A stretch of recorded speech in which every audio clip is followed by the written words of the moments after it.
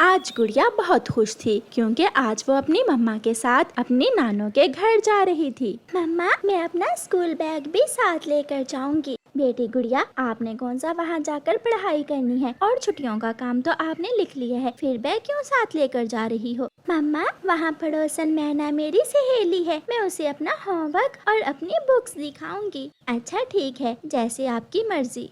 फिर मम्मा चिड़िया अपनी कुछ जरूरी चीजें बांधती है और गुड़िया को साथ लेकर अपने घर से निकलती है। जंगल की दूसरी दिशा में नदी के पास खाने पीने की काफी सारी चीजें थीं। वहाँ एक जलेबी की दुकान भी थी। मम्मा चिड़िया वहाँ रुकती है। गुड़िया, क्या खाओगी? मेरी बेटी को भूख लगी होगी। मम्मा, मैं तो जलेबी ही खाऊंगी। और आप? जो मेरी बेटी खाएगी मैं भी वही खा लूंगी। भाई जी, 50 की जलेबी तो दे दें। मम्मा चिड़िया दुकानदार पक्षी से जलेबी लेती है, खुद भी खाती है और उसकी बेटी गुड़िया भी खाती है। मम्मा, मेरा नींबू पानी पीने को दिल कर रहा है। भाई साहिब, यहाँ से नींबू पानी कहाँ से मिलेगा? यहाँ नींबू पानी की दुकान नहीं है, नींबू पानी थोड़ा आगे बड़े पेड़ के पास मिलेगा। गुड़िया अपना स्कूल बैग उठाती है और मम्मा चिड़िया अपनी चीजें, वो माँ बेटी फिर से उड़ती हैं और बड़े पेड़ के पास नींबू पानी के ठेले पर जाती हैं। वो नींबू पानी का ठेला एक बुलबुल चलाती थी। बुलबुल बहन, 2 गिलास नींबू पानी देना, खट्टा थोड़ा ज्यादा। फिर बुलबुल चिड़िया और उसकी बेटी को 2 गिलास नींबू पानी के दे देती है। नींबू पानी तो बहुत स्वादिष्ट था। मम्मा, आपको कैसा लगा? सच बहुत ही स्वादिष्ट था नींबू पानी। मैं अपने घर के पेड़ से ताज़ा नींबू तोड़ कर लाती हूँ, इसलिए मेरा नींबू पानी बहुत स्वादिष्ट होता है। मम्मा चिड़िया अपना सामान उठाती है और गुड़िया भी अपनी मम्मा के साथ उड़ती है। गुड़िया भूल जाती है और अपना स्कूल बैग बुलबुल के पास ही छोड़ जाती है। दोनों माँ बेटी घर पहुँच जाती हैं। गुड़िया की नानो गुड़िया को और अपनी बेटी को देखकर बहुत खुश होती है। माँ, गुड़िया की छुट्टियाँ तो थोड़ी ही रह गई थी, मैंने सोचा एक बार इसे घुमा लाती हूँ। मम्मा, मैं अपनी सहेली मैना को अपना होमवर्क और बुक्स दिखाऊं? गुड़िया बेटी, आपका स्कूल बैग कहाँ है? मेरा स्कूल बैग वो कहाँ गया? गुड़िया तो जोर जोर से रोने लग जाती है। गुड़िया बेटी, रोने से क्या आपका बैग मिल जाएगा? याद करो, आपने स्कूल बैग कहाँ रखा था? हम 2 बार ही तो रास्ते में रुकी हैं। नदी के पास रखा था क्या? फिर रोते रोते गुड़िया याद करती है। जब हम जलेबी खाकर उड़ी थी तो मेरा स्कूल बैग मेरे पास था, क्योंकि बैग वजनी था और मैं आहिस्ता आहिस्ता उड़ रही थी। और जब नींबू पानी पीकर उड़ी थी तो मुझसे आगे आगे भाग रही थी। जरूर तुम अपना स्कूल बैग बुलबुल के ठेले पर ही छोड़ आई हो। मम्मा, अब क्या होगा? मेरा सारा छुट्टियों का होमवर्क और मेरी बुक्स मेरे स्कूल बैग में ही थी। अब मैं तो नहीं जाऊंगी, जब वापस जाएंगे तो जाते हुए ले जाएंगे। मम्मा, अगर मेरा होमवर्क खराब हो गया तो मैं क्या करूँगी?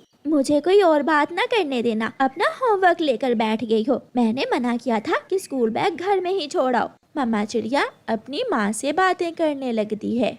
फिर गुड़िया अपनी सहेली मीना से मिलने जाती है, जो पड़ोस में ही रहती थी। मीना, बहुत बुरा हुआ, मैं अपना स्कूल बैग बुलबुल आंटी के नींबू पानी के ठेले पर ही छोड़ आई हूँ। उसमें तो आपका होमवर्क भी होगा। होमवर्क और सारी बुक्स भी। मैं तो आपको अपनी बुक्स दिखाने लाई थी। बड़ा पेड़ यहाँ से ज्यादा दूर नहीं है, अगर हम जाएं तो शाम होने से पहले पहले वापस आ सकती हैं। प्लीज मीना, कुछ करो, मैं बहुत परेशान हूँ। दोनों सहेलियां वापस उड़ती हैं। वो दोनों बहुत तेजी से उड़ती हुई थोड़ी ही देर में बुलबुल के ठेले पर पहुंच जाती हैं। बुलबुल अपना ठेला बंद करके घर जाने ही वाली थी। उसने गुड़िया का स्कूल बैग उठा लिया था। आंटी, रुके, मेरा स्कूल बैग। अच्छा ही हुआ जो तुम वापस आ गई। मैंने आपको बहुत आवाजें दी, मगर तुम माँ बेटी निकल गई थी। लाओ गुड़िया, स्कूल बैग मैं उठा लेती हूँ। फिर गुड़िया की सहेली स्कूल बैग उठाती है और दोनों सहेलियां वापस उड़ती हैं।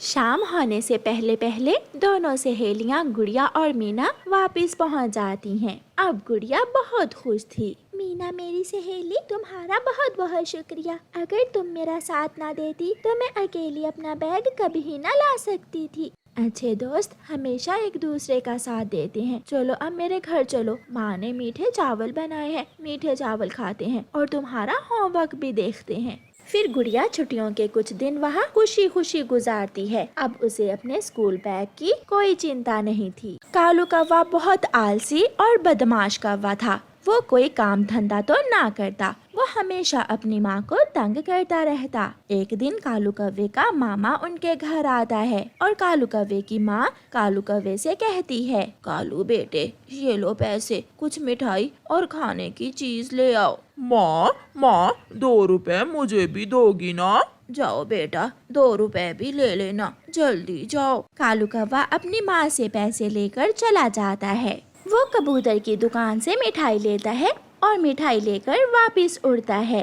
रास्ते में जाते जाते कालू कौवे को भूख लग जाती है और वो घर जाने की बजाय नदी किनारे जाकर बैठ जाता है। मामा जी तो रोज मिठाई खाते होंगे, आज तो ये मिठाई मैं ही खा लेता हूँ। भांजे का भी हक है मामा जी पर। कालू कौवा वहाँ बैठा बैठा सारी मिठाई खा लेता है। बहुत बुरा है मेरा कालू, कभी नहीं सुधरेगा। मैं कब से इंतजार कर रही हूँ, अभी तक दुकान से वापस नहीं आया। बहन, घर में अगर दाना है तो मुझे वही दे दो, मिठाई तो अब कालू लेकर आने वाला नहीं है। कालू की माँ अपने भाई के सामने बहुत शर्मिंदा होती है। उधर कालू कौवा पेट भरकर नदी किनारे सोया हुआ था।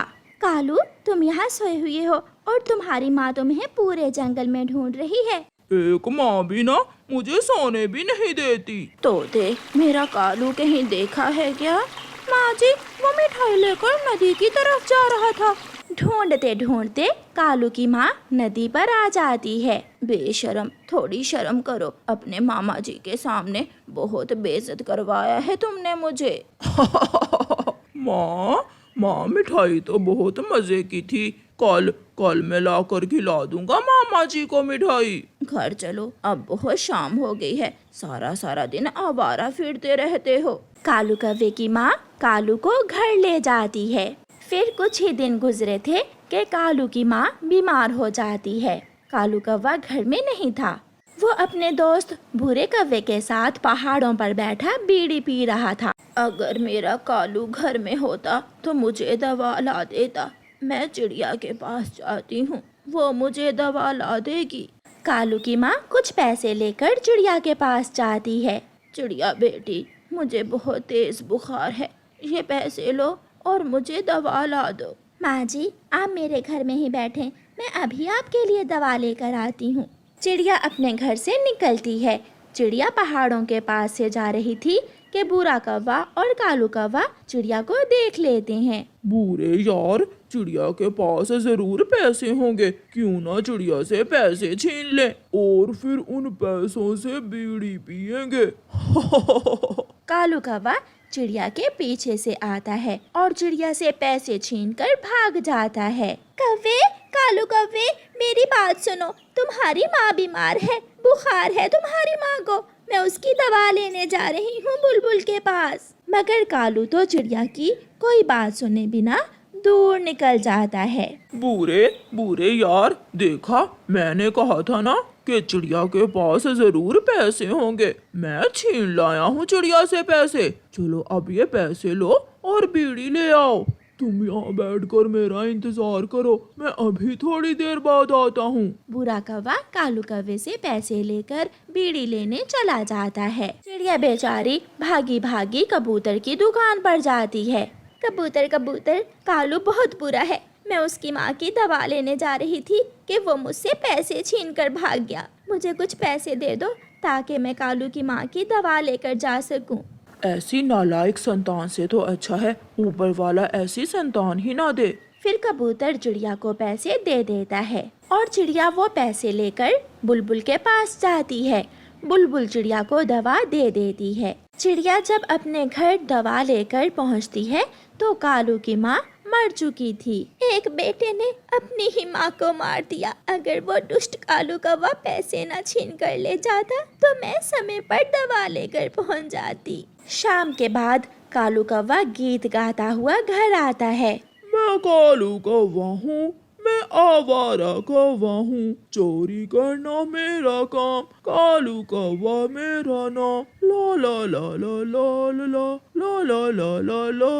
बेशरम, आगे हो, तुम्हारी माँ मर गई है। जो पैसे तुम मुझसे छीन कर ले गए थे वो तुम्हारी माँ ने मुझे दिए थे अपनी दवा लाने के लिए। मगर तुम्हें क्या, तुम्हें तो माँ नहीं बल्कि बीड़ी चाहिए, बीड़ी। कालू कौवा रोने लग जाता है। माँ माँ, ये मुझसे क्या हो गया? मैंने अपने ही हाथों से तुम्हारी जान ले ली। माँ, तुम क्यों मर गई? मैं खुद को कभी माफ नहीं कर पाऊंगा। अब जितना भी रो लो, तुम्हारी माँ कभी लौट कर नहीं आएगी। कालू कौवा अपने किए पर बहुत पछताता है, मगर गया समय लौट कर कब आता है?